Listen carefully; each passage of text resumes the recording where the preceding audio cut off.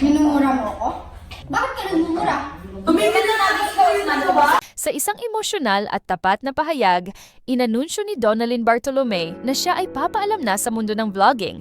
Isang desisyong ikinagulat at ikinalungkot ng milyon-milyon niyang tagahanga. Ayon kay Donalyn, ang pag-alis niya sa vlogging ay hindi dahil sa galit, burnout o issue, kundi isang regalo niya para sa kanyang sarili.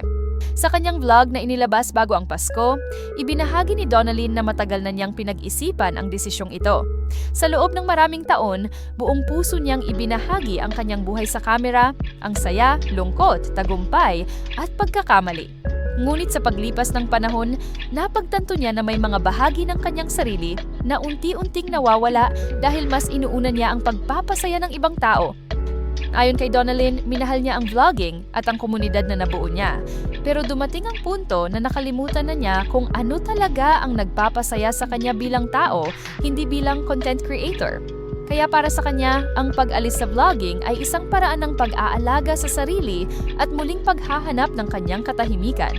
Hindi naging madali para kay Donalyn ang magpaalam, lalo na't mahigit 10 milyong subscribers ang sumubaybay sa kanyang journey.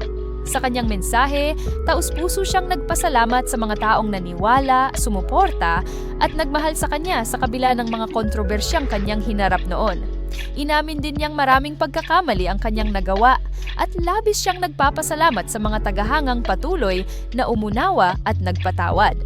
Bilang pamamaalam, inanunsyo ni Donalyn na maglalabas pa siya ng huling 10 vlog bago tuluyang magsara ang kabanata ng kanyang vlogging career. Mas lalo itong naging espesyal dahil hinayaan niyang ang kanyang mga tagahanga ang pumili kung ano ang magiging laman ng mga huling vlog na ito. Ayon sa kanya, nais niyang gawing maganda, makabuluhan, at masaya ang kanyang huling paalam. Bagamat iiwan na niya ang vlogging, nilinaw ni Donalyn na hindi siya tuluyang mawawala. Mananatili pa rin siyang gumagawa ng sining at magpapakita sa ibang anyo, ngunit hindi na tulad ng dati na halos buong buhay niya ay nasa harap ng kamera. Ito raw ay simula ng isang bagong yugto kung saan mas uunahin niya ang sarili, kalusugan ng isip at personal na paglago. Para sa maraming Pilipino, ang desisyon ni Donalyn ay hindi lamang isang paalam, kundi isang paalala na okay lang huminto, magpahinga at piliin ang sarili kahit pa nasa rurok ka ng tagumpay.